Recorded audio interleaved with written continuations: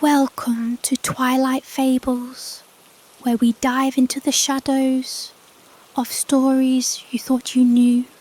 Tonight, we begin a tale of Neverland, but not the one of endless play and innocent dreams. This is a Neverland woven with whispers, where voices are not always your own, and laughter hides something hollow. Join us as we open the window to the night and hear the song of Peter Pan, the tongue of the Fae.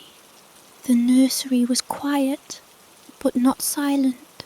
London at night never was. The hum of carriage wheels echoed faintly from the street below, muffled by distance and fog. The gas lamps outside threw pale yellow against the curtains, turning them into shifting walls of gold and shadow. The house sighed with the usual creaks of timber and the settling of stone, but above all that, faint and persistent, was something else. Wendy darling had heard it for nights now, a voice at the window. Not the strong voice of a man, nor the sweet voice of a woman, but something thinner, like a child, yes, but layered, as though more than one spoke at once, overlapping in a strange harmony. At first, she told herself it was the wind. The nursery window had never sealed properly, and the draughts sometimes moaned in curious tones. But the more she listened, the less it sounded like wind. It whispered. Sometimes it was just a syllable, a lilting ha or a rolling ra.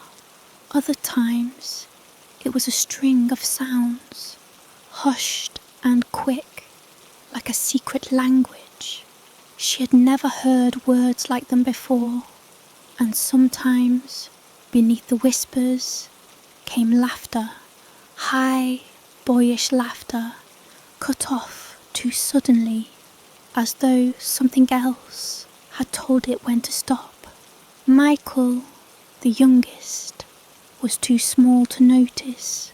He slept deeply, thumb tucked into his mouth, his curls spilling over the pillow. John, however, noticed something. He had started muttering in his dreams. That was what worried Wendy most. The first time, she thought nothing of it. A child talking in his sleep, but then the words became too strange. She leaned close one night, when the whispering at the window had been especially strong, and heard John's lips moving. He wasn't muttering nonsense, as one might in a dream. He was repeating the exact same strange syllables she had heard outside, spoken softly, as though in answer to a voice only he could hear. Her heart had hammered in her chest. She wanted to shake him awake, but something, some dreadful instinct, told her not to. The nights stretched on like that, the whisper at the window, the laughter, John's murmurs. Michael had begun to dream too. He tossed and smiled in his sleep, mumbling about flying, and then, one night, he spoke with clarity that made Wendy's skin crawl. He said he'll take us soon. The boy was still asleep, but his words carried the finality of a promise. The night Peter came was one of those evenings where fog swallowed London whole. Even the lamps outside were smudges of weak fire in a sea of grey. The nursery was colder than usual, the draught sharper, and Wendy had trouble keeping her blanket tight. She sat up suddenly when she heard it, not just the whisper at the window, but a knock, soft, playful, 3 little taps, as though from a child's knuckle. "John," she hissed, shaking her brother awake. "John, did you hear that?" John sat up groggily, his round spectacles askew, his hair stuck out in tufts. "Hear what?" The knock came again, louder this time. Michael stirred, but didn't wake. John's eyes lit with excitement rather than fear. "It's him," he whispered. "He's come at last." Wendy froze. "Who has?" "Peter." Before she could ask what he meant, the latch on the window clicked open by itself. The pane creaked outward, letting the fog curl inside like fingers. And then he stepped through. Peter. He looked like any boy from the street, perhaps a little thinner, his face sharper, his eyes too bright. His hair was tangled, his clothes simple and worn. But there was something unnatural in how he moved, not like a child climbing in through a window, but like a shadow, sliding across the sill. He grinned at them, teeth small and white. "Wendy, darling," she gasped. "How do you know my name?" He tilted his head as though the question were strange. "You told me." "No, She faltered. She had never seen him before, never spoken a word, and yet, when he said it, something in her chest whispered, "Yes, you did." John bounded forward, delighted. "You came back." Peter laughed. It was the same laughter she'd heard outside her window. High, bright, but clipped too suddenly, as though someone had cut it short. "I said I would," Peter answered. His voice was clear, but at the edges of his words, Wendy thought she heard something else, like a shadow underneath his speech, a faint echo in a different language, rising and falling in odd rhythms. It wasn't only Peter in the room. Something glowed at his shoulder, a little ball of golden light. Wendy thought at first it was a lantern or a trick of the fog, but then it pulsed, flickered, and revealed itself as wings. A figure, small, delicate, but not soft. Its limbs were sharp, its face too thin, its mouth curved into something that wasn't quite a smile. The little creature darted around Peter's head, muttering in a strange voice. It wasn't speaking English. The words were lilting, sing-song, and eerily familiar. Wendy realised with dread that it was the same voice she had heard night after night at the window. Peter repeated it, grinning wide. "She says you should come with us." Wendy's throat went dry. "Us? To Neverland." He spread his arms wide as though presenting the fog itself. The place where you never grow old, where games never end and laughter never stops. The little creature's glow pulsed brighter. It whispered again in that musical tongue, and Wendy felt her thoughts tilt strangely, like a ship rocked by a wave. John was already at Peter's side, nodding eagerly. "Yes, Let's go, I told you, Wendy. I told you he'd take us. Michael stirred awake at last, blinking, then smiling with the clarity of someone already dreaming. Flying, he said softly. He said we could fly. Peter's grin widened. Of course. He reached out a hand, his palm pale in the foggy light. Come with me. You'll be happy forever. Wendy stared. Her brothers were entranced, their faces lit with wonder. But behind Peter, the glowing creature never stopped whispering, its mouth stretching too wide for its small face, its voice digging under her skin. And she noticed something else, Peter's lips. When the creature whispered, his lips moved too, repeating the sounds like a child mimicking a teacher. He didn't even seem to realize he was doing it. His voice overlapped with hers, two voices twined together in one mouth. Wendy's stomach turned cold. Still, her brother's hands were already in his. The fog pressed closer, as though the world beyond the nursery no longer existed. Come, Peter urged. It's time. And before she could say no, before she could think, her feet left the ground. The window gaped wide, the city below swallowed in mist, and she was falling upward into the night. The night swallowed them whole. London vanished behind a curtain of fog, the rooftop shrinking to ink stains below.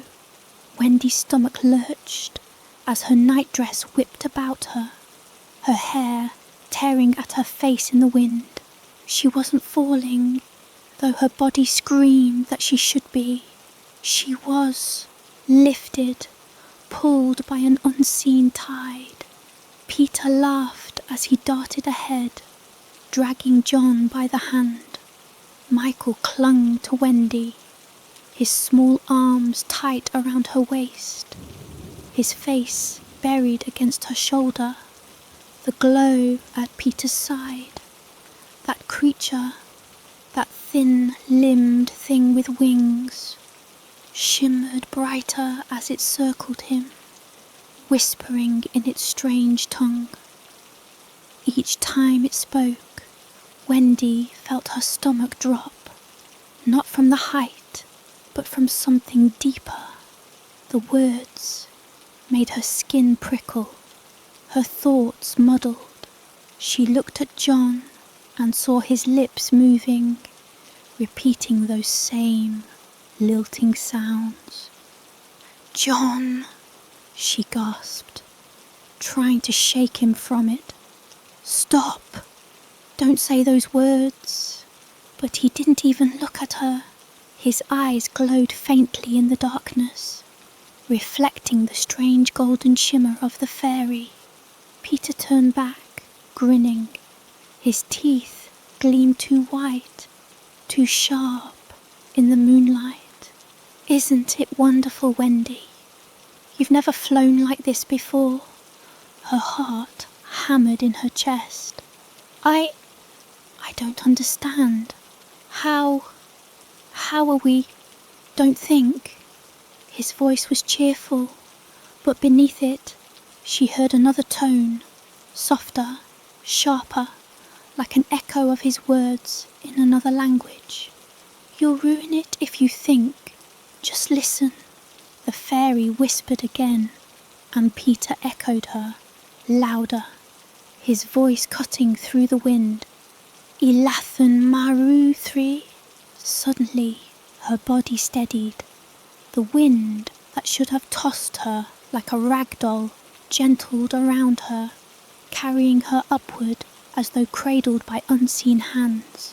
Michael laughed in his sleep, his arms loosening as the air itself seemed to hold him aloft. "See?" Peter cried. It listens when we tell it to. Wendy didn't answer. She was too focused on the echo of those words in her mind. They hadn't just passed her ears. They had crawled beneath her thoughts, lodging there like burrs. The night stretched on endlessly, a black canvas painted with scattered stars. At some point, the fog thinned, the air grew warmer, and the horizon glowed faintly green. "Neverland," Peter whispered, almost reverently. Wendy looked. The island rose from the sea, like a dream stitched from every storybook illustration she had ever seen. Forests so lush they glowed in the moonlight, waterfalls spilling silver into rivers, cliffs jagged like teeth, biting into the waves, beaches curving like crescents, their sands pale and inviting. Above it all, a mountain loomed, dark and jagged, its peak crowned with mist that pulsed faintly as though lit from within. Beautiful, terrifying, both at once. They descended, the fairy darting ahead, her whispers growing more insistent. The closer they came, the more the air hummed. It was not the hum of insects or wind, but of voices, countless faint voices, as though the very island breathed words too quiet to catch. When Wendy set foot on the ground, the earth itself seemed to sigh. The forest greeted them with glowing leaves and branches heavy with fruit. The air was thick with the scent of sweetness, like honey and rot mingled together. Boys erupted from the trees, laughing, shouting, their feet bare, their faces flushed with joy. "The Lost Boys," Peter declared proudly, spreading his arms as though unveiling treasure. They swarmed John and Michael, clapping them on the back, spinning them in circles. Michael squealed with delight. John laughed, and for a moment, Wendy almost felt comforted. Almost. But then she noticed the way they laughed, too in sync, too sharp. Their voices overlapped strangely, like a choir out of tune with itself, yet somehow moving in harmony. And their eyes, each one shone faintly, as if reflecting firelight where no fire burned. A boy with curly hair grabbed Wendy's hand. His grip was too tight, his smile too wide. "You'll stay, won't you?" Before she could answer, Peter swooped in, throwing an arm around her shoulders. "Of course she will. She's ours now."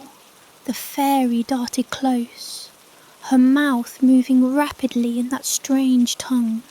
Peter laughed and repeated her words, though he stumbled slightly, as though repeating sounds he didn't understand. The boys grew still for a moment, their heads tilting, their mouths twitching. Then, in unison, they chanted back, their voices layered and wrong. Wendy's skin crawled. They led her deeper into the woods, to a hollow where roots twisted together to form natural seats. The Lost Boys began to play, chasing one another, climbing, shouting, but all of it carried that same edge. Their games were too violent, their laughter too harsh. A boy fell from a tree, his leg bending at an unnatural angle. Wendy screamed, but the boy simply laughed, stood, and the limb seemed whole again. His laughter didn't stop. Wendy pulled John aside, her voice low. Don't you see? Something's wrong here. But John only smiled, his eyes hazy. We'll never grow up, Wendy. Isn't that splendid? Michael danced with 2 boys, singing nonsense that carried too much rhythm, too much of that strange tongue threaded through. And Peter stood apart, the fairy at his shoulder, whispering endlessly. His face was blank as he listened, then animated when he spoke, as though life was poured into him only when he echoed her. Wendy shivered. She had thought Peter was their leader, but now she wondered who was leading whom. That night, when the boys finally collapsed in heaps of laughter, Wendy lay awake. The hollow glowed faintly, fireflies drifting through the trees, but the sound that kept her eyes wide open was not the insects. It was the murmuring every lost boy whispered in his sleep. The same sounds, the same lilting phrases, the same tongue. They whispered in perfect rhythm, a chorus of dreams. The forest answered them. Wendy sat up, heart pounding, as she realised the trees themselves whispered back. The leaves trembled, branches creaked, the earth hummed, not with the wind, but with words. She pressed her hands over her ears, but the sounds pressed through anyway, sinking into her mind. Her name rose among the whispers, stretched and twisted, spoken in 100 voices. Wendy, she almost screamed, and then she noticed one more thing. One of the boys was gone. She counted again and again, her stomach twisting.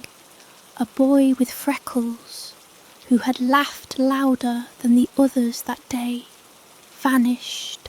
His bed of leaves was empty. When she asked about him the next morning, the boys only smiled. He belongs to the forest now, one said, and the others echoed, the forest, the forest, their voices weaving together into harmony that wasn't human. Wendy's blood ran cold. Neverland was alive, and it was hungry. Morning in Neverland was not like morning in London. There was no gradual brightening, no gentle dawning of light creeping across the sky. Instead, Wendy awoke to brilliance, as though the sun had erupted without warning. One moment, there was night. The next, the trees blazed emerald, the air thick with gold. Birds cried out, not in song, but in shrieks that threaded like flutes through the branches. They did not sound natural. Their calls rose and fell in patterns, almost words, almost phrases. Wendy shivered, pulling her nightdress tighter around her shoulders as she sat up. The lost boys were already awake, not waking, awake, all of them, at once, as though roused by a command. Their eyes were too wide, too bright, their faces stretched into grins as they sprang to their feet and began running, shouting, laughing. The sound of their laughter cut into Wendy's chest like a blade. It wasn't joyous, not truly. It was too sharp, too synchronized, ringing in her ears like glass breaking. Some of the boys repeated each other's laughter, the exact same cadence and pitch. as if they weren't individuals, but echoes of a single voice. Michael and John joined them almost instantly. Michael stumbled barefoot through the grass, his little arms outstretched, laughing too loudly for his small lungs. John ran with two other boys, his spectacles askew, shouting words that weren't English, but that same lilting tongue. Talarin, Talarin Thros. The boys around him echoed, and all three collapsed into the grass, writhing with manic laughter that showed too much teeth. Wendy stumbled to her feet. "Stop it! Stop this at once!" No one listened. Peter dropped from a branch above, his body twisting mid-air with impossible grace before he landed silently in the dirt. He was grinning, his eyes fever bright. The creature at his shoulder, the fairy, circled him, her mouth moving, her words like chimes rattling too fast. Peter repeated them without pause, almost without thought. The boys quieted immediately, as though commanded. Wendy's breath caught in her throat. Peter looked at her. "Why don't you laugh, Wendy? Don't you want to play?" She swallowed hard. "This isn't play." But he only smiled wider, his lips splitting into a grin that looked rehearsed. "It is, if I say it is," the fairy whispered again. Peter echoed her, his voice louder, his words lilting and strange. The boys began to run again, laughing so hard their bodies shook. Wendy turned away. Her hands trembled. She needed to think. She needed to stay herself. Later, when the sun reached its cruelest height, the boys dragged her to a clearing. They wanted to show her their game, they said. It was hunting. They had crude weapons, sticks sharpened into spears, bows strung with gut. Their targets were small creatures that darted through the underbrush, rabbits and squirrels with too many eyes, birds that burst into sparks when struck. The boys howled with delight as they killed, their laughter high and thin. Michael stumbled with a spear, too big for him, but one of the older boys helped him aim, helped him strike. When the tip pierced a rabbit's side, the creature dissolved into glittering light.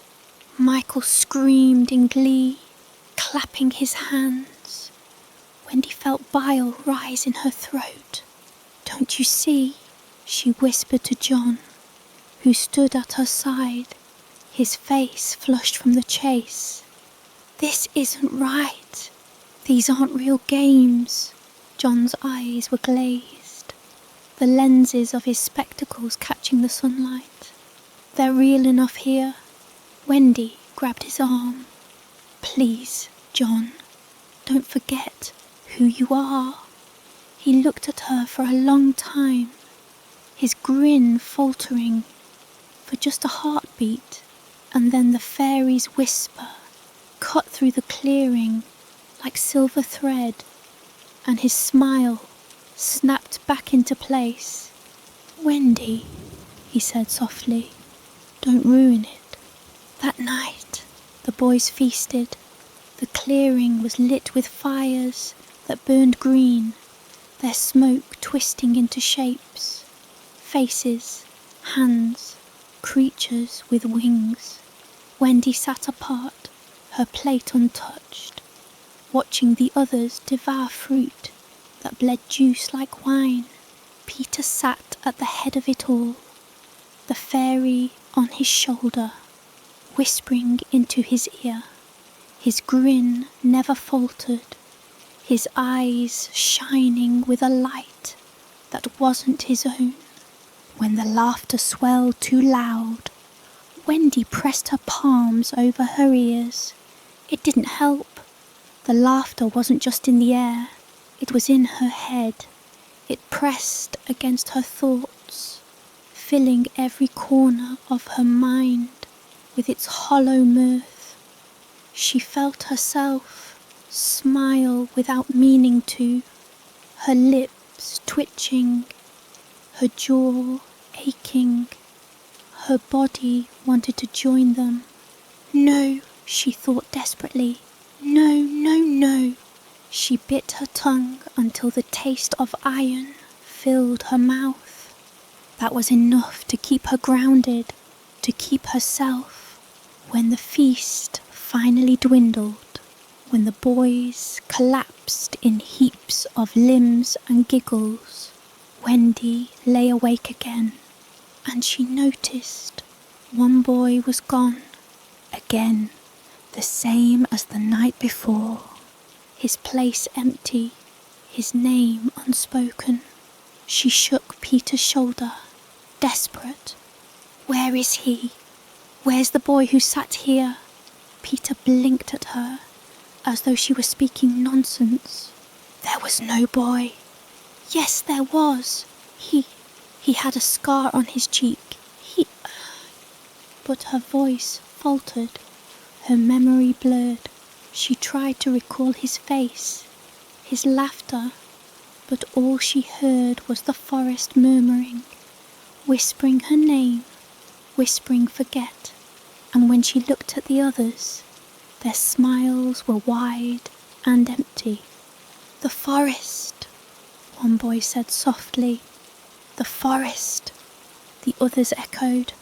Their laughter rose again, sharp and hollow, as though nothing had ever been missing. Later, when Wendy slipped away from the clearing, the forest greeted her.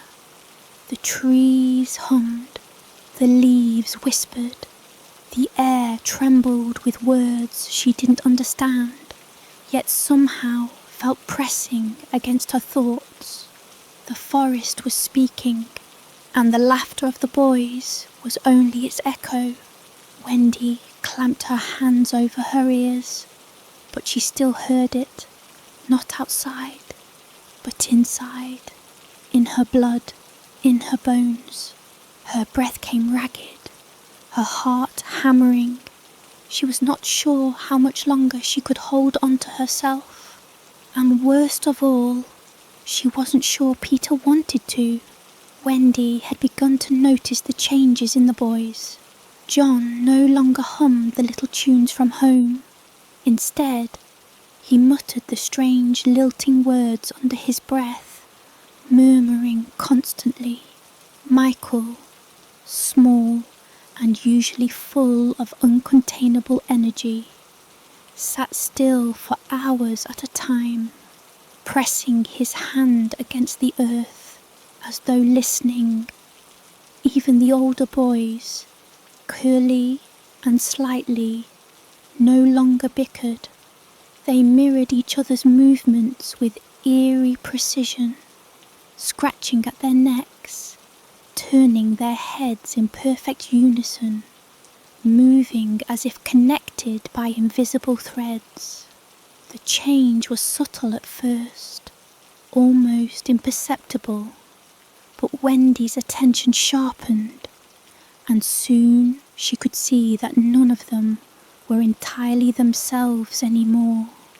They were echoes, hollow imitations, shaped by the fey tongue that wove its influence through Peter, through the fairy, through the very air. Peter himself had changed, though not so obviously.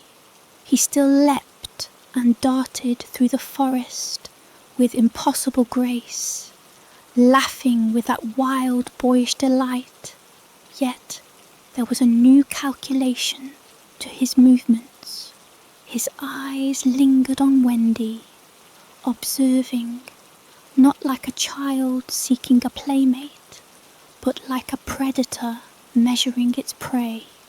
The glow of the little creature at his shoulder had grown sharper, almost jagged, and when it whispered, Peter's lips moved in perfect rhythm with it, repeating words that were not his own. Sometimes he faltered, stumbling over a syllable or two, and for the briefest instant his eyes would meet Wendy's with something like recognition. Then the whisper would return, and the spark of him she thought she knew was gone.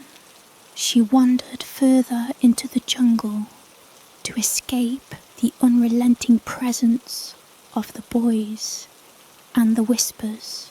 The deeper she went, the more unnatural the island became. The trees leaned closer together, their bark slick and dark as though sweating, their shadows stretching in impossible directions. When Wendy brushed a hand across a trunk, the rough surface pulsed beneath her fingers, almost as if it were alive. She drew back in terror, and immediately the air hummed with voices. The whispers came not from a creature, not from a boy, but from the wood itself, winding into her mind with deliberate intent. Come nearer, lay your cheek against us, we will keep you safe. The words were not human, but they carried weight. They pressed into her skull, tugging at her will, seducing her with their strange musicality. She wanted to run, yet her legs felt rooted to the ground. From the shadows, a figure appeared, glimmering faintly with gold light. It was small, hunched, almost fragile, with thin, spindly limbs.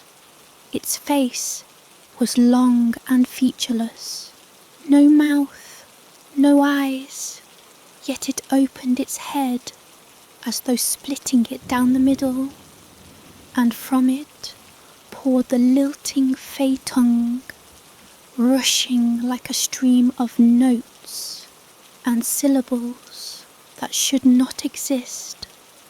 Wendy tried to block it with her hands over her ears, but the words entered anyway, weaving through her thoughts and pressing against her mind like water through a sieve. She bit her tongue hard, tasting iron, and stumbled backward. The creature tilted as though curious, then vanished into the thicket, leaving only the faint glow of its departure. That night, Peter gathered them all in a clearing near the lagoon. The boys were restless and excited, their eyes flickering with the greenish glow Wendy had come to fear. Peter's grin was impossibly wide, too precise, stretching across his face in a way that felt rehearsed. "Tomorrow," he said, his voice light, too light for the weight of what he was saying, "we hunt the pirates. Captain Hook hides his ship in the coves, but I've found him." The boys erupted with laughter, high and sharp, yet Wendy noticed it was a hollow sound, mechanical almost. Their movements mirrored each other, their faces twitching unnaturally, as though a puppet master guided them. Wendy forced herself to smile, to pretend she too was caught up in the excitement, but inside she was hollow. She knew that the game Peter spoke of would be violent and not in the innocent way children played at war. She had seen the forest, The whispers, the fey tongue slipping into the lost boys' minds. She knew what the hunt would mean. The boys would scream, they would laugh, and they would change, one by one, becoming more puppet than child. As the fire died down, the boys settled into their strange, unsteady sleep. Wendy crept to Peter's side, her heart hammering. He lay, sprawled across a tree root, the fairy glowing faintly on his shoulder, murmuring into his ear in that haunting musical tongue. Peter's eyes flicked open the instant she spoke, and his grin sharpened. "Yes, Wendy, you must let us go," she whispered. "My brothers and I, we don't belong here. This place, it's not what it seems." Peter's eyes narrowed for a fraction of a second, and then his expression smoothed into that practiced grin. "You belong here, all of you. Don't you see? You've always been ours.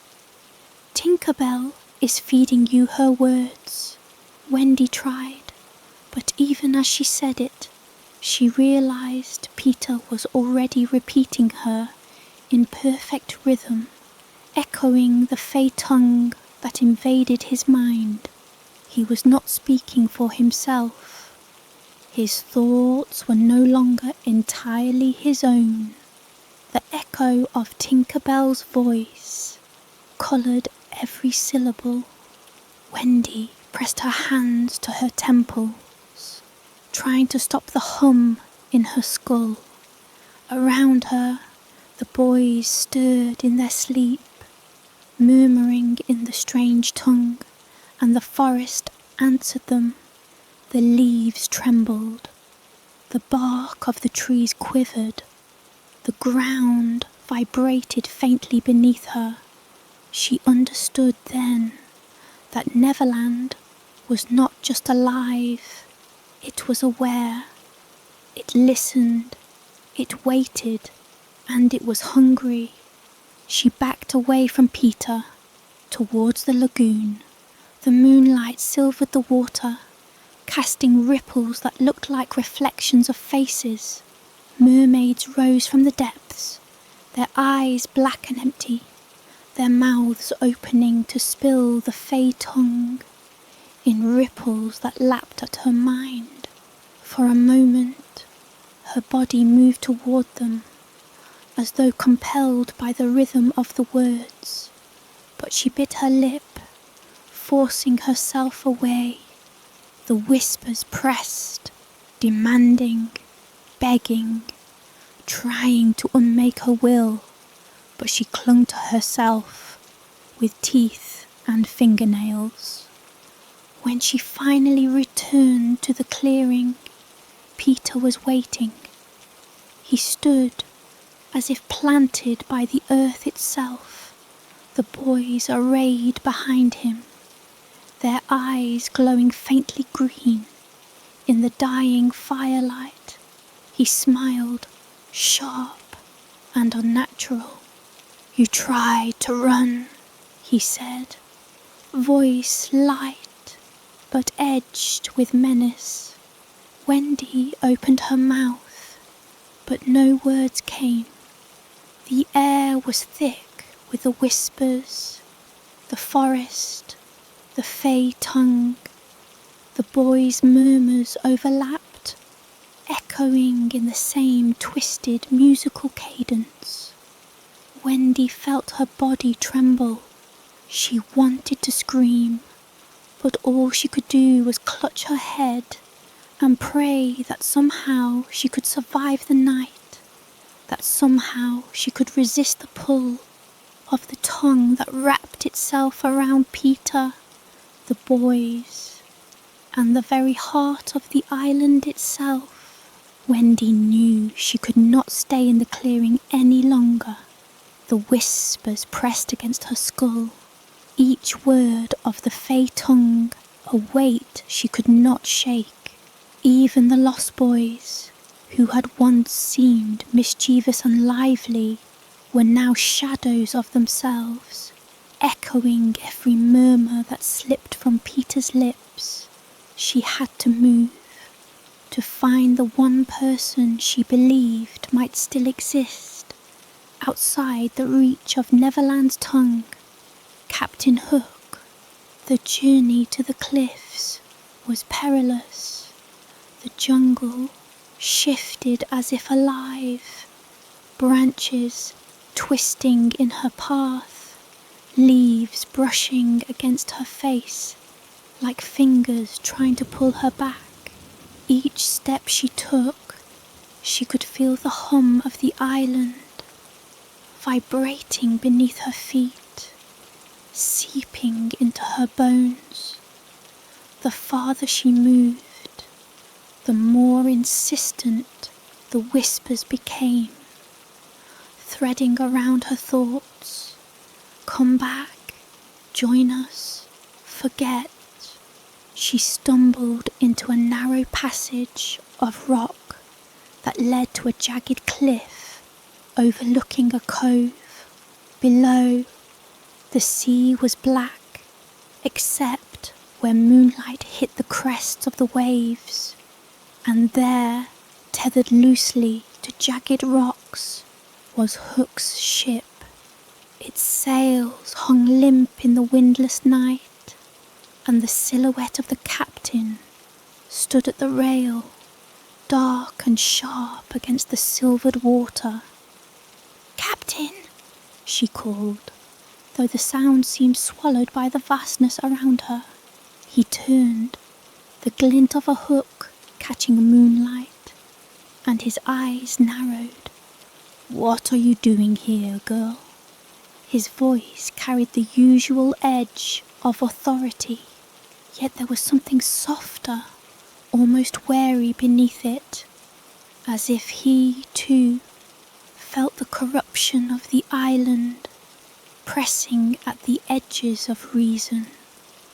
"I need your help," Wendy said, her voice trembling despite herself. "Peter, the boys, this place, it's changing them. The tongue, the whispering, it's taking them. It's taking Peter too." Hook's eyes flicked to the ship and then back to her.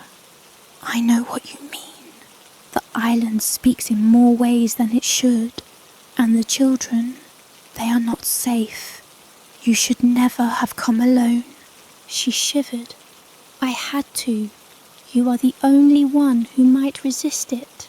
Hook's gaze hardened. He gestured for her to climb down the rocky path. "Follow me. Stay quiet. Do not speak the words you have heard. The moment you speak them aloud, the island will know where you are." Wendy's pulse raced as she followed him. Every footfall brought new whispers, brushing against her mind, soft, coaxing, threatening. She pressed her hands to her ears, yet the hum seeped beneath her skin. Even with Hook guiding her, the path felt endless, twisting like the roots of some giant, immovable tree. At last, they reached a sheltered area behind the rocks. Hook lowered his voice. "Listen, girl. The island knows Peter's heart. It feeds off it, the fey tongue. It is not just words. It is a current, a river that flows through the mind, binding those who hear it. Once it reaches someone fully, it is nearly impossible to resist." Wendy swallowed, feeling the weight of every syllable. "Then, can it be undone?" Hook shook his head. "Not easily. I have seen men, pirates, even the cleverest of boys, bend and break under its influence. Only those who remember who they truly are, who fight with every ounce of will, can survive. And even then, his voice trailed, heavy with the unspoken danger. I don't understand. What can I do? You must not let it claim you. Do not speak its words. Do not echo them in thought. Keep your mind anchored. If Peter and the boys are already caught, you may not be able to save them directly, but you can survive. And if you survive, there is always a chance. The wind shifted, carrying a whisper from the cliffs above. Wendy's blood ran cold. The words were unmistakable. Wendy, join, come. Hook cursed under his breath. It knows you are here. He drew his pistol, checking the flintlock with a practiced hand. We must move. Stay low. Together, they crept toward the edge of the cove, the sea below silent, except for the occasional crash of a wave. The ship, once a symbol of strength, now looked fragile, tethered to the island, as though it too might be drawn into the currents of the Fey tongue. From the tree line above, a ripple of movement caught Wendy's eye. One of the lost boys appeared, standing perfectly still at the edge of the trees, watching. His eyes glowed faintly, green with the unnatural light of the tongue's influence. He tilted his head, murmuring a single syllable in that lilting, impossible speech. Wendy's stomach churned.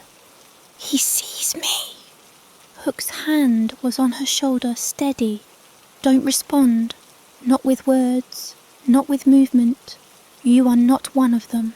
The boy's lips moved again, a series of syllables that made the hair on Wendy's arms stand on end. Then he darted back into the foliage, leaving only the faint shimmer of his passage. Hook gestured to the small boat, tethered near the rocks. We move now, before more notice us. The ship will take us into deeper water, away from the island's immediate reach. Wendy climbed in, heart hammering. The oars bit into the dark water, Hook guiding their course silently, his eyes scanning the shoreline. Every shadow felt alive, every rustle a threat. The whispers pressed against her ears, sometimes audibly, sometimes just inside her skull, like tendrils that sought to drag her into compliance. Peter's control is growing, Hook said, voice low, and the boys, they are losing themselves. You must understand that there may be no saving them until Peter is broken. The island uses him as a conduit, and the tongue flows through him, through their minds. They are no longer just children, they are vessels. Wendy's hands trembled on the oars. Can you break him? Hook's jaw tightened. If I could, I would, but he knows me too well. He knows fear, he knows anger, and he will use them. The tongue, it amplifies those things. It twists Peter into something more than he was, and more dangerous than I expected. The wind picked up, carrying the whispering chorus from the forest. Wendy pressed her palms to her ears again, tasting iron. She felt faint, as though the pull of the tongue was reaching into her very bones, trying to make her forget herself. She stumbled, and Hook caught her arm. steadying her. "Do not let it in," he warned. "Hold on to your memories, your name, your voice. If you lose them, you are lost forever. Even I have seen what happens when someone succumbs. The island does not kill immediately. It bends, it breaks, it folds the mind into its song until nothing remains but the echo of its voice." The boat reached the deeper waters, and the cove disappeared behind them. Yet Wendy knew the island's pull had not lessened. The whispers had grown quieter, yes, but they lingered, vibrating inside her skull like the constant thrumming of wings.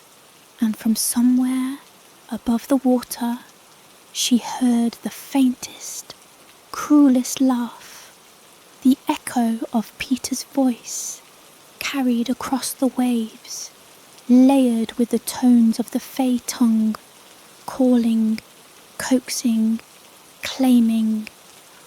Hook glanced back at her, eyes sharp. "Stay with me, girl. Stay yourself, and pray you do not hear that laugh too clearly, for it is the voice that bends the mind, and Peter, he is no longer entirely Peter." Wendy nodded, teeth clenched. She would hold herself. She would survive. But deep in her chest, a gnawing fear took root. Even if she could endure, what would become of the others? John, Michael, the lost boys, and Peter, the boy she had once known as a friend, now a conduit for the island's dark voice. She shivered against the cold night, the whispers pressing against her skull like ice. The island was alive. It was hungry, and it had already begun to claim them all. And somewhere in the shadow depths of the Neverland forest, Peter laughed, his voice a hollow melody that carried across the water, full of promises and threats. And Wendy knew that the true battle had only just begun. The night pressed down like a living thing, heavy and humid, with the occasional ripple of moonlight on the lagoon glinting like silver knives.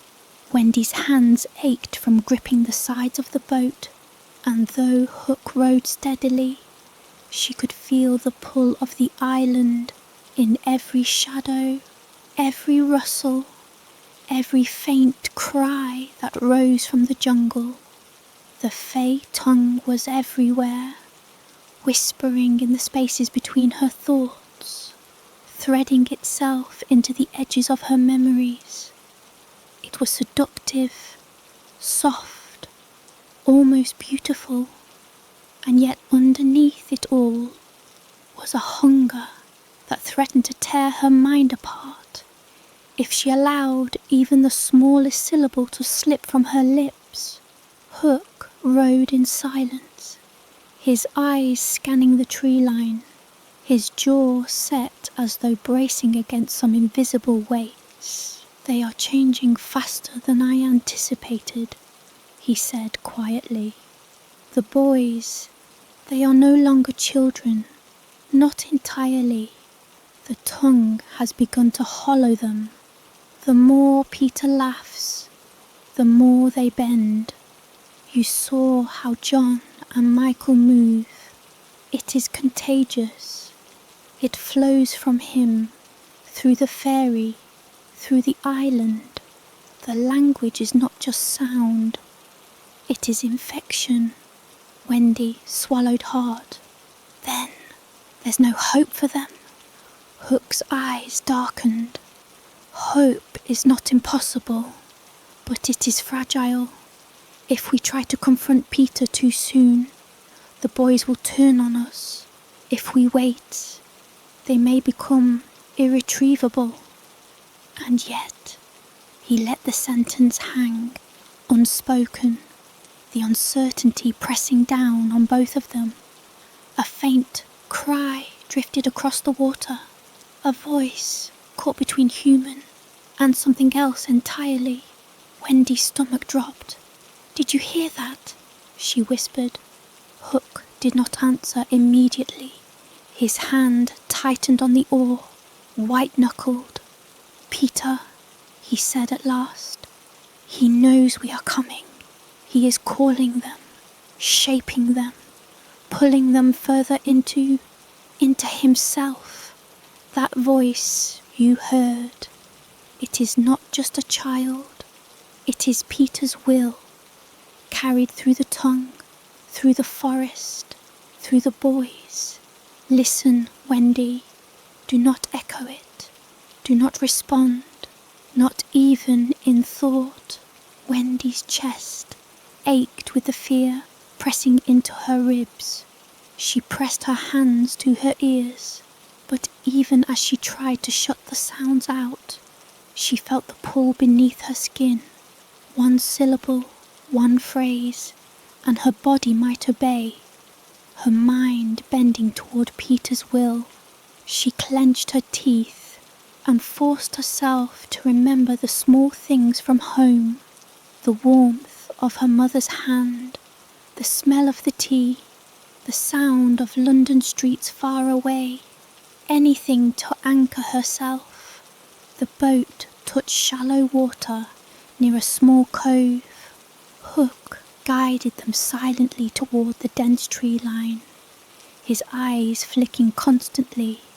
The jungle seemed almost to recoil at his presence, leaves twisting and bending as if curious. The whispers were faint here, but persistent, pressing against Wendy's mind, teasing, whispering, pulling her thoughts in strange directions. And that she saw them, the lost boys, crouched among the foliage, their eyes glinting faintly green, their mouths moving in perfect unison as they murmured the tongue Peter had taught them. The words were alien, but their cadence resonated through her skull, like the hum of a hive. Some of the boys' heads tilted in perfect harmony, as if listening to some hidden conductor that only Peter could hear. Their movements were no longer spontaneous, no longer playful. They were rehearsed, synchronized, eerily precise, yet somehow still human enough to make Wendy's stomach churn with horror. She wanted to call to them, to shout their names, to remind them of who they were, but Hook's hand on her shoulder stopped her. "Do not yet. If they hear your voice, they will obey it, and you are not one of them. Stay grounded, only we move carefully now." Wendy forced herself to nod, swallowing back a cry that threatened to escape. The boys' attention flicked briefly toward them, as if sensing their approach. Then, as if guided by some invisible hand, they scattered into the jungle with unnatural precision, leaving only silence and the faint echo of the tongue. Hook led Wendy up the rocky slope to a narrow clearing overlooking the lagoon and the pirate ship. "We wait here," he whispered. "Peter will not come to us until he is ready, and when he does, we must be ready too. If you hear the tongue in your head, remember what I told you. Hold on to yourself. Do not let him bend you." Wendy nodded again, but fear twisted her stomach into knots.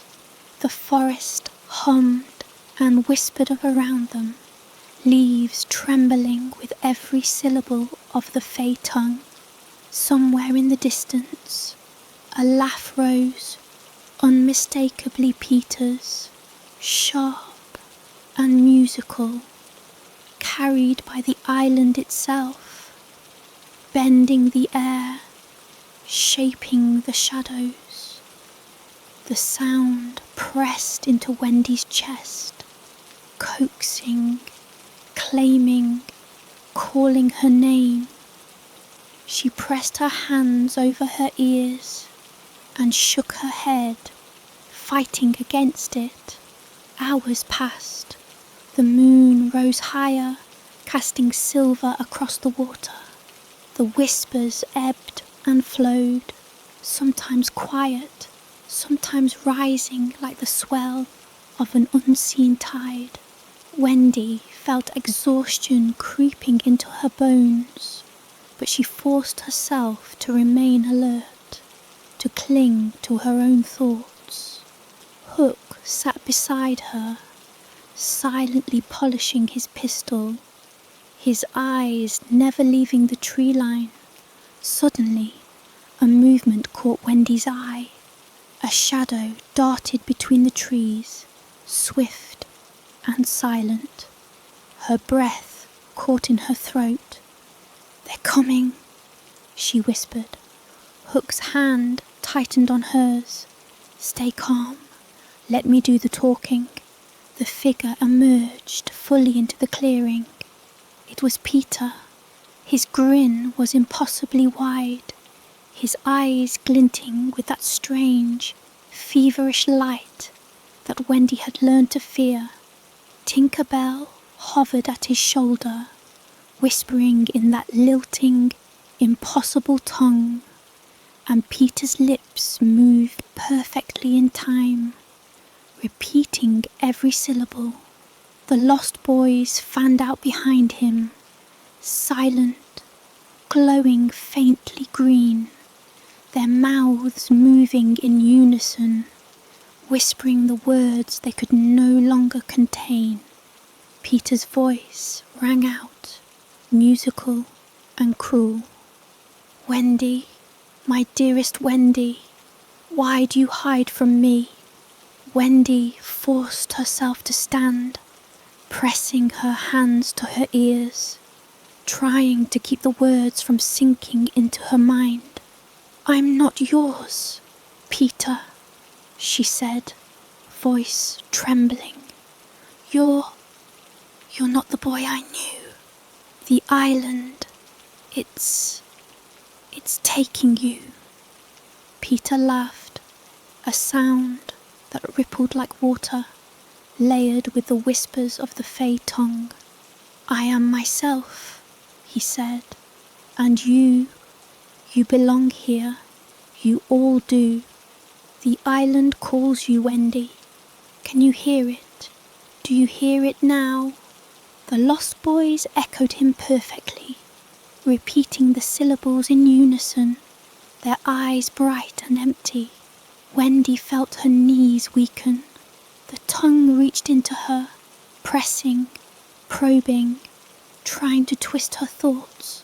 She forced herself to bite down on her tongue, tasting iron, clinging to the memory of home, to the smell of London streets, to the warmth of her mother's hand.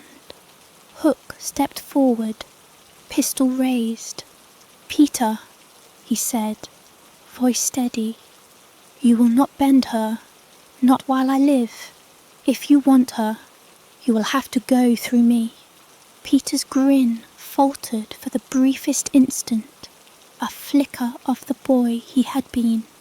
Then Tinker Bell's whisper filled the air, and he repeated it instantly, the echo of the fey tongue sweeping through his lips. The boys shivered, their bodies moving in near-perfect synchronization, eyes glowing brighter. Wendy's head spun, and she clutched her skull. "You are stubborn," Peter said, voice soft and dangerous, "but you will learn. All of you will learn. The tongue does not fail, it only waits. The island itself seemed to lean closer, whispering, humming, vibrating beneath their feet, the forest alive with the pulse of the language that had begun to claim everything. Wendy felt the edges of her mind fray, the pull of the tongue pressing against her consciousness, demanding obedience, singing a song of surrender.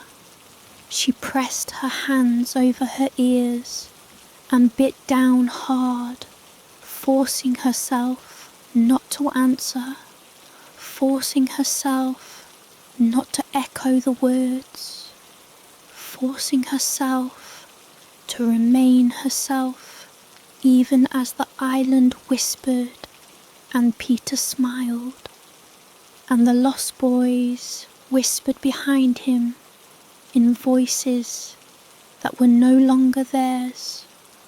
The battle had not begun in fists or swords. It had begun in whispers, and Wendy knew that survival depended not on strength, not on speed, but on holding her mind intact against the tongue that would bend all it touched. And as Peter stepped closer, laughing softly, carrying the Fey language like a blade against her thoughts, Wendy realised that the true horror of Neverland was not in the pirates, or the hunts, or the darkness of the trees. It was in the voice that could unmake a child, a boy, a friend, until all that remained was an echo of itself, singing in perfect, terrible harmony with the island. Wendy lay in the shadow of the rocks, the hum of the island pressing against her skull like a physical weight. The Fey tongue had become a constant thrum, whispering syllables that she could neither fully block nor comprehend. Even Hook had ceased speaking, understanding that any words might draw the island's attention or echo through Peter's corrupted mind. Around them, the jungle shifted and whispered, the leaves trembling as if alive, the water in the lagoon rippling faintly, reflecting the silvered moonlight in fractured shards. The lost boys were gone, absorbed into the forest, their voices now a constant chorus of the tongue, threading in and out of her consciousness. Hook crouched beside her, his expression grim. "They are almost entirely gone," he said quietly. "The more they hear the tongue, the less they remain themselves. You saw it. John and Michael are no longer your brothers in any true sense. The others are vessels now. Only Peter retains a semblance of himself, though it is fragile. You must understand, Wendy. There is no rushing in to save them. That path only leads to more broken minds, more echoes of the tongue." Wendy clenched her fists. "Then what do we do? Do we just run?" Hook shook his head. "No, we resist, we survive, and then we fight strategically. Peter is strongest when he believes he controls everything, when he is certain of his dominion. If we can resist, if you can resist, we can find a crack, a moment when the tongue falters, when he doubts himself even briefly. That is when we strike. She swallowed hard, trying to force her panic into focus. Her mind ached from the constant pull of the fey tongue, each syllable a thread tugging at her will. She pressed her hands to her ears, tasting iron again, forcing herself to hold on to her own thoughts, her own voice inside. She recited the memory of home over and over, the smell of tea, the laughter of the nursery, the warm light of morning on the streets of London. Anything to anchor herself, anything to fight the pull of the island's voice. Hours passed in tense silence. The forest around them pulsed and shifted, alive with the language that sought to claim them all. Occasionally, a faint laugh would drift from the tree line, Peter's voice layered with the melodic cadence of the tongue, calling, coaxing, claiming. Wendy's pulse quickened each time. She forced herself to breathe slowly, to repeat her memories, to cling to the fragments of herself that the tongue could not touch. Finally, Hook spoke. "We cannot stay here. The boys will begin their patrol soon, and Peter will sense any hesitation. We move toward the cliffs and the pirate ship. From there, we can plan. The tongue reaches through the island, yes, but it is less potent over water. We might gain some distance, some clarity." Wendy nodded, though her limbs trembled. She followed Hook through the dense undergrowth, stepping carefully, avoiding dry leaves and twigs that might betray them. Every step carried the weight of the island's awareness, every rustle of foliage a potential threat. Even the water in the small streams they crossed seemed to whisper, to murmur in the tongue, pressing against her mind. She felt it, a gentle tug, a persuasion, as if the currents themselves were alive and speaking. She forced herself to focus on the sound of Hook's voice, the steady rhythm of his movements, the solid reality of his presence beside her. As they neared the cliff overlooking the lagoon, Wendy glimpsed movement in the trees above. One of the lost boys appeared, his eyes glowing faintly green, his lips moving in perfect unison with the whispered syllables of the tongue. His body tilted unnaturally, following an invisible conductor, and Wendy's stomach twisted with dread. She pressed herself against the rocks, willing herself to remain unnoticed. The boy paused for a moment, sensing them perhaps, then darted away into the jungle with impossible speed, leaving only silence and the echo of the tongue in the night air. Hook's hand rested lightly on her shoulder. "They are aware of our presence now. We must be cautious.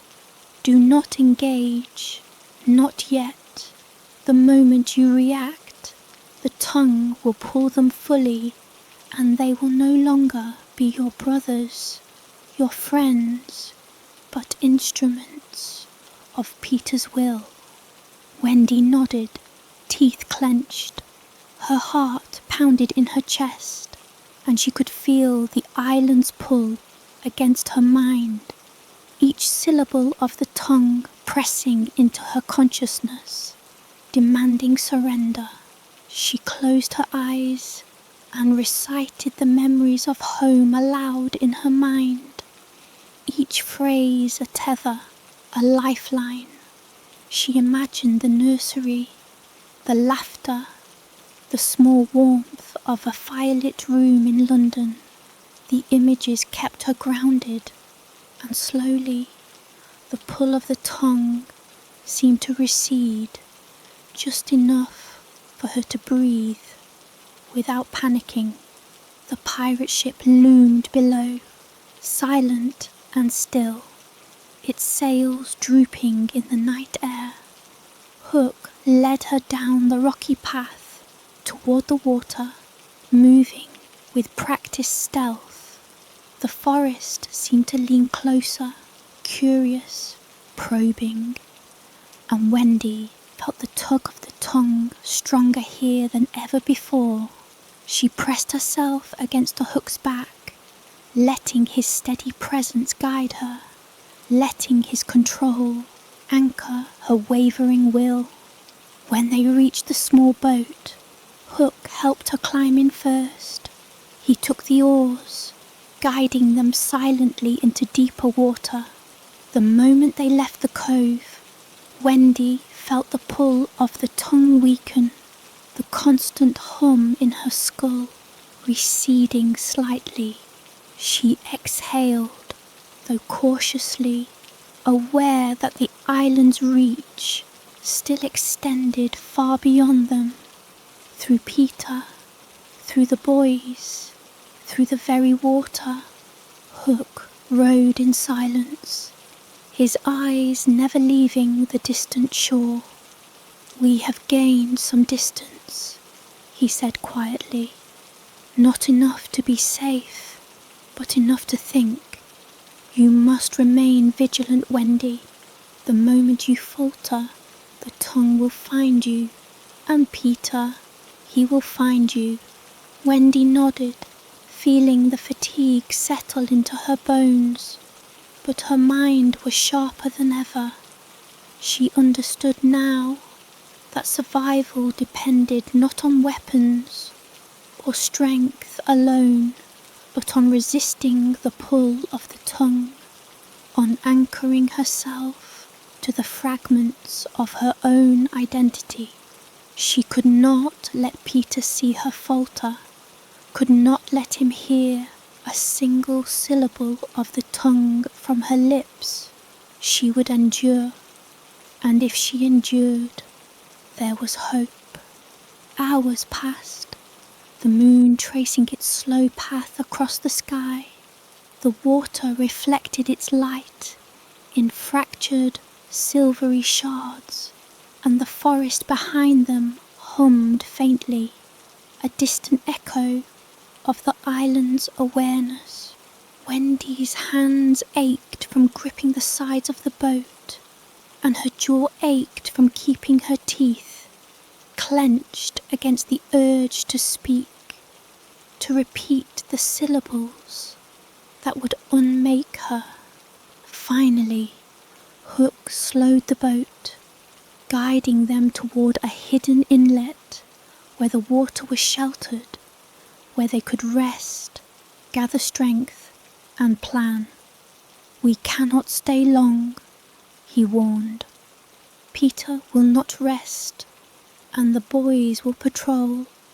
But here, for a short time, you can collect yourself. Remember, resist. The tongue feeds on weakness, on fear, on doubt. You are stronger than it thinks." Wendy pressed her palms to her ears, closing her eyes, and let the rhythm of her own thoughts replace the constant murmur of the tongue. She pictured London, the nursery, the warmth of home. She repeated the names of her brothers, each syllable a shield. Slowly, she felt the pressure ease, the pull of the island recede just enough for her to breathe, to focus. Hook watched her with a steady gaze, a silent reminder that she was not alone. "We plan," he said softly.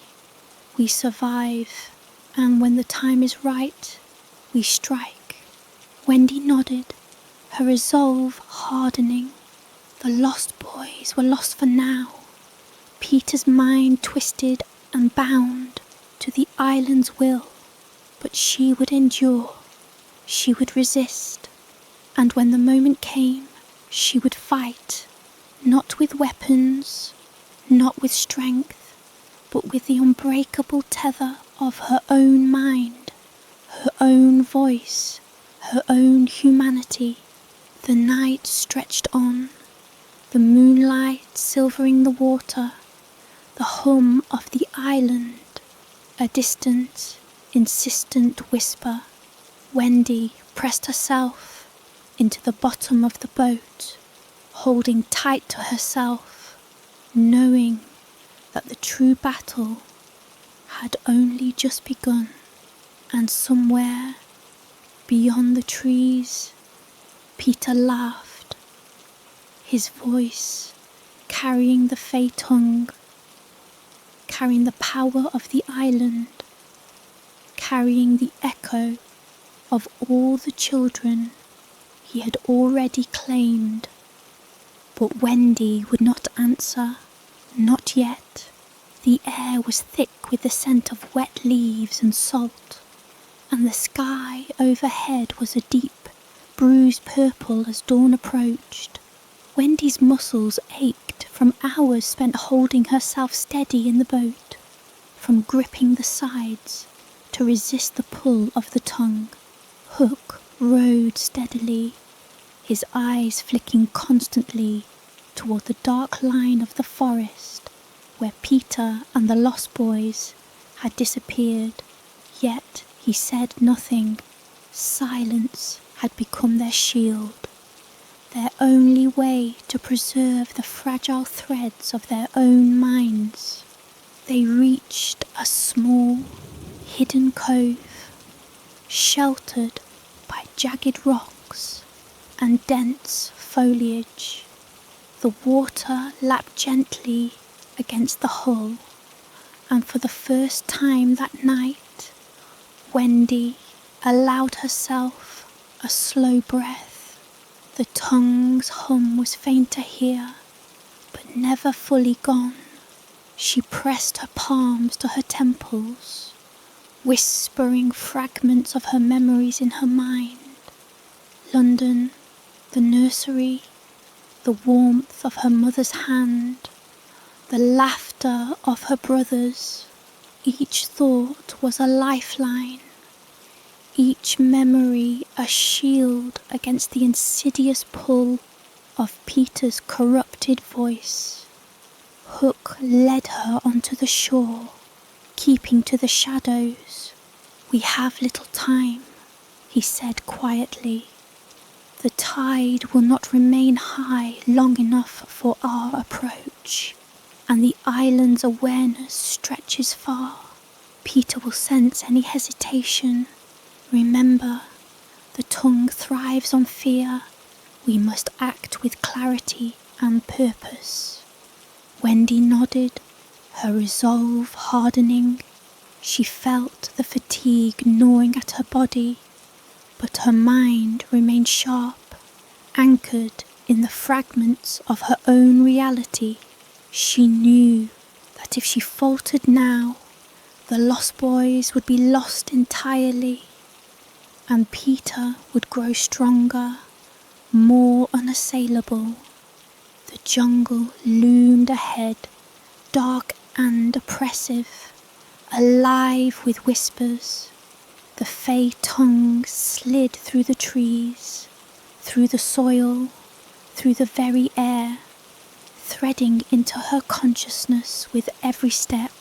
She forced herself to move deliberately, stepping over roots and wet leaves, keeping her focus tightly bound to her own thoughts. Hook followed closely, a silent, steady presence beside her, a reminder that she was not alone. As they approached the heart of the jungle, a sudden shimmer caught her eye. Tinker Bell hovered at the edge of the path, her glow jagged and flickering like a broken flame. Wendy froze, feeling the pull of the tongue intensify. The fairy's whispers were sharp, precise, each syllable slicing into her mind. She pressed her hands to her ears, trying to block it, but the words penetrated nonetheless.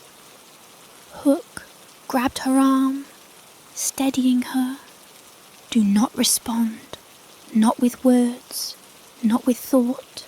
Remember who you are. Wendy forced herself to focus, repeating the images of home over and over, grounding herself in her own identity. Slowly, the pull lessened, and she dared to open her eyes. Tinker Bell's glow flickered, then darted back into the trees, leaving only the faintest echo of her voice in the air. The clearing ahead was alive with motion. The lost boys stood in a semicircle, their eyes glowing green, mouths moving in perfect unison, chanting the fey tongue. Peter hovered above them, a grin stretched impossibly across his face. Tinker Bell at his shoulder, whispering into his ear.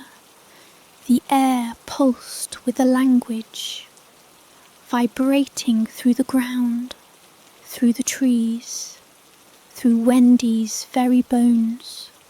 Peter's gaze fell on her.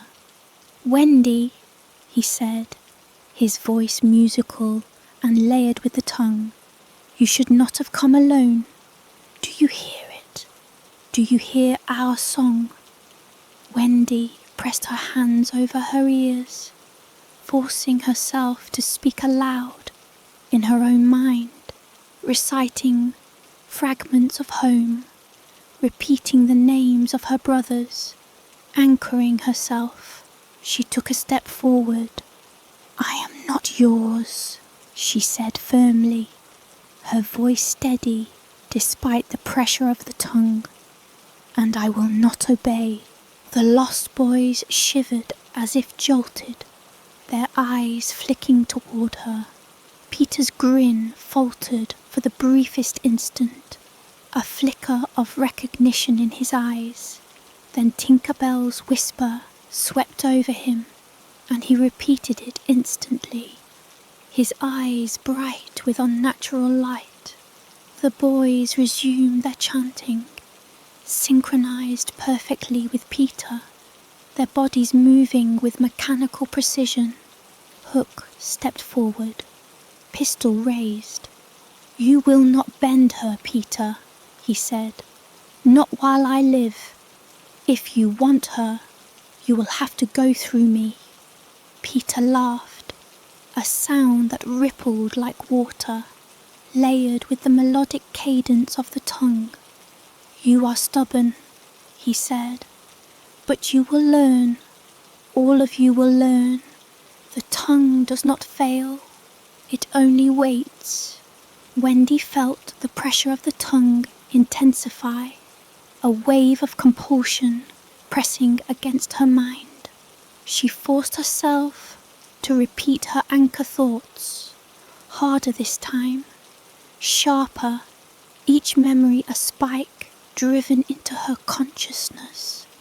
To resist the pull, she imagined the warmth of her mother's hand, the laughter in the nursery, the familiar streets of London, and let the rhythm of her own voice replace the invasive melody.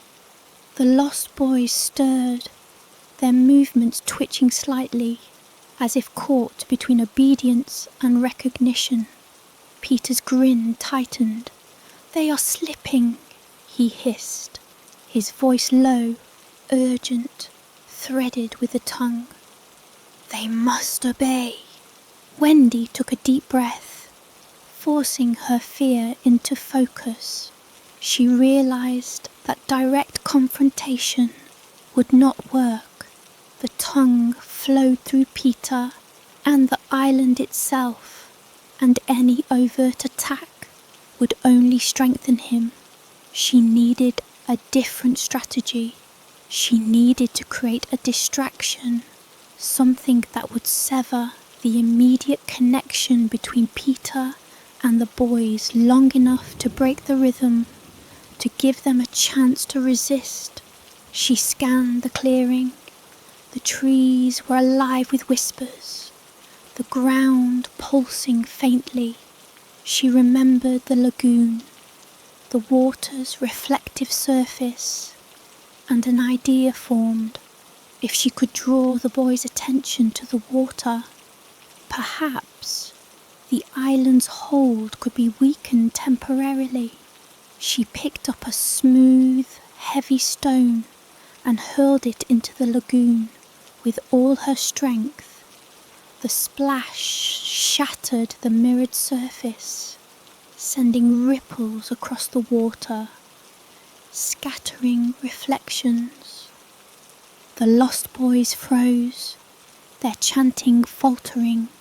Peter hissed in frustration, the grin twisting into something sharp, dangerous. "No!"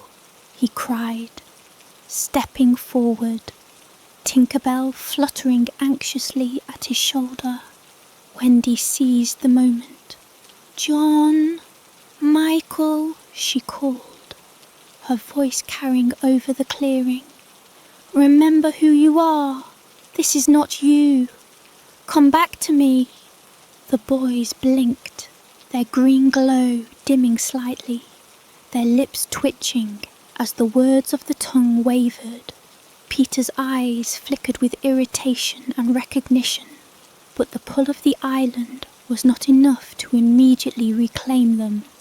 Wendy pressed harder, focusing her mind, pushing the memories, the voices of home into the boys' consciousness. Slowly, one by one, they faltered, blinking, shivering, regaining fragments of themselves. Peter roared, the sound vibrating through the clearing, the tongue surging to reclaim its hold. But Wendy, Hook, and the boys held their ground. The rhythm had broken, the song faltering just enough. The lost boys began to stagger, uncoordinated but alive, their eyes clearing, their voices returning to their human tones. Tinkerbell screamed a high-pitched cry and darted toward Peter, trying to re-establish the connection. Peter's voice rose in desperation, the tongue thrumming, but Wendy and Hook advanced, forcing him back. The moment was fragile, but it was enough. Finally, Peter faltered completely, hovering in the clearing, Tinkerbell's glow flickering erratically.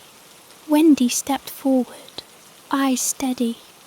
"Peter," she said softly, firmly, "you are more than this. You can choose. The island does not own you. The tongue does not define you." For the briefest instant, Peter's grin softened, and Wendy saw the boy she had once known behind the unnatural glow, behind the influence of the tongue.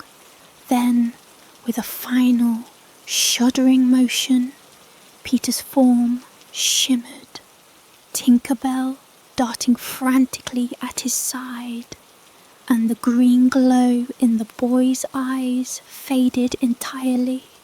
They were back, fully themselves, blinking and disoriented, but alive. The forest was quiet now, the island's whispers receding, the Fae tongue silent, at least for the moment. Wendy sank to her knees, exhausted, clinging to the boys. Hook lowered his pistol, breathing heavily. "You did it," he said, voice rough. "You anchored them. You held yourself. That was no small feat." Peter hovered in the clearing, silent, his grin gone, replaced with something closer to uncertainty. The island's hold had weakened, just enough for choice to exist. Wendy looked at him, compassion and resolve in her eyes. "You can fight it, Peter. You can choose yourself." For a long moment, Peter said nothing. Then slowly, he nodded, a flicker of the boy he had been returning. The glow of Tinker Bell dimmed as she hovered nearby, her whispers fading.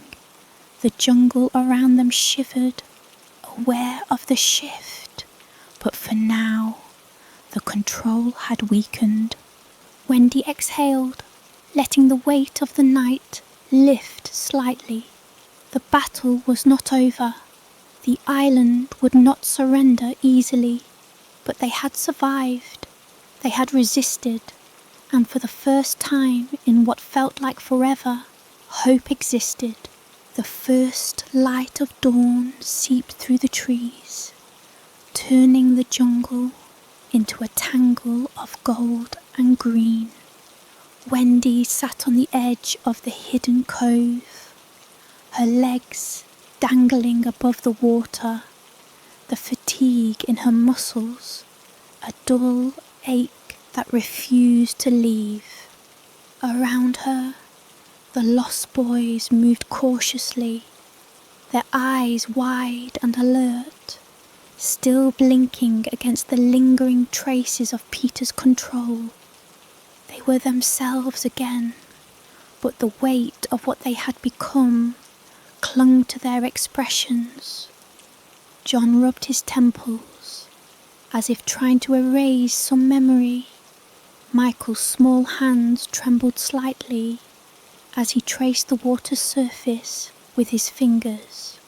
Hook stood a short distance away, scanning the trees, his jaw tight, hand resting on his pistol.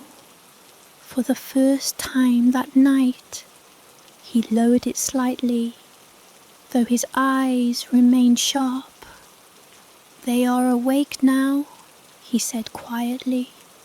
"But the island, the tongue, it leaves scars. Even if they remember themselves, some part of them will always know what it is to be bound." Wendy nodded, her own head spinning from the night's events. She had held herself together, resisted the pull of the tongue, and even managed to break the rhythm of Peter's control over the boys. But she felt hollow, drained, as if the echoes of the language had brushed against her very soul. She forced herself to sit upright, squaring her shoulders, letting the light of morning ground her in reality. The jungle was quieter now, though not completely silent. Leaves whispered faintly in the breeze, and the water shimmered with reflected gold. Somewhere deep in the forest a bird called, a clear, piercing note that seemed impossibly ordinary after the unnatural sounds of the night. Wendy's chest expanded with a shaky breath. They had survived, and for now, the island had been held at bay. But Peter was still out there. Wendy glanced toward the tree line. Peter hovered in the shadows, Tinker Bell at his side, a faint glow flickering as if uncertain, unsteady. His grin was gone, replaced with an expression she couldn't quite read, part regret, part confusion, part longing. He studied her with an intensity that made her stomach tighten. The island's whispers clung to him like a cloak, but in his eyes for the first time, Wendy saw hesitation. "Peter," she called softly, her voice carrying over the still water. "You don't have to be this. You can be yourself. You can choose." Even now, Peter tilted his head, the faintest flicker of the boy. He had been appearing behind the shadow of the fey tongue. I don't know who that is anymore," he admitted, his voice low and trembling, layered with the remnants of the language that had bound him. "The island, the words, they are part of me now. But I remember." Wendy's heart ached. She took a slow step forward, keeping her voice steady. "Then choose the part that is you, the part that can laugh, that can play, that can care for the boys, that is still real. That part hasn't left." He hovered silently, the glow around Tinkerbell flickering uncertainly. The lost boys watched him, eyes wary but free, their trust in Wendy clear in the way they leaned slightly toward her, as if she were a shield against what Peter might become again. For a long moment, Peter said nothing. The air hung heavy, the whispers of the island low and insistent, brushing against their minds, nudging, coaxing. Wendy focused, anchoring herself, holding the memories of home tight in her mind like a lifeline. She could feel the hum of the tongue still resonating faintly in the trees, testing, probing, seeking weaknesses. But the bond she had with the boys, the clarity of her own resolve, created a space where the island's power faltered. Peter's shoulders slumped slightly. I don't know how to stop it," he said finally, voice barely audible, breaking the silence. "The words, they won't leave me. The island, it knows me too well." Wendy stepped closer, keeping her tone gentle but firm. "Then we leave," she said. "We don't need to fight the island directly. We can take the boys and find somewhere safe. You can come with us if you want, or stay and fight your way back to yourself. But you don't have to hurt anyone else. You don't have to bend them anymore." For a moment, Peter's eyes met hers, and the intensity was almost unbearable. His breath came in quick, shallow bursts, and Wendy felt the weight of his struggle pressing into her chest. Then, slowly, he lowered his hands, the faintest hint of a nod, acknowledging her words. Hook stepped forward, keeping a cautious eye on the jungle. "We leave now," he said. "The tide will not wait, and the forest, it will not forgive hesitation." Wendy gathered the lost boys, holding their hands, anchoring them with her presence. One by one, they nodded, their trust in her absolute, their fear of the tongue replaced with determination to leave it behind.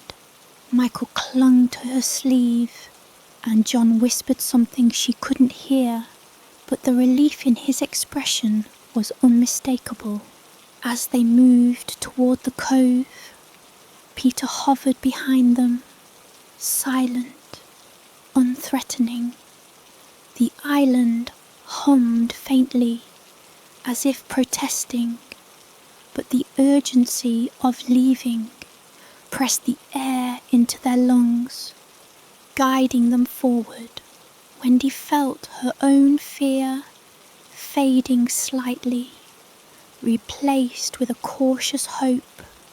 The boat waited, hidden among the reeds, water lapping gently against its hull. Hook helped the boys in first, then Wendy, then finally Peter, who paused at the edge before stepping in. For a moment, he looked back toward the jungle, toward the twisted, pulsing heart of Neverland, then let himself settle into the boat. They drifted away, the water carrying them from the forest's edge, the light of dawn stretching across the horizon.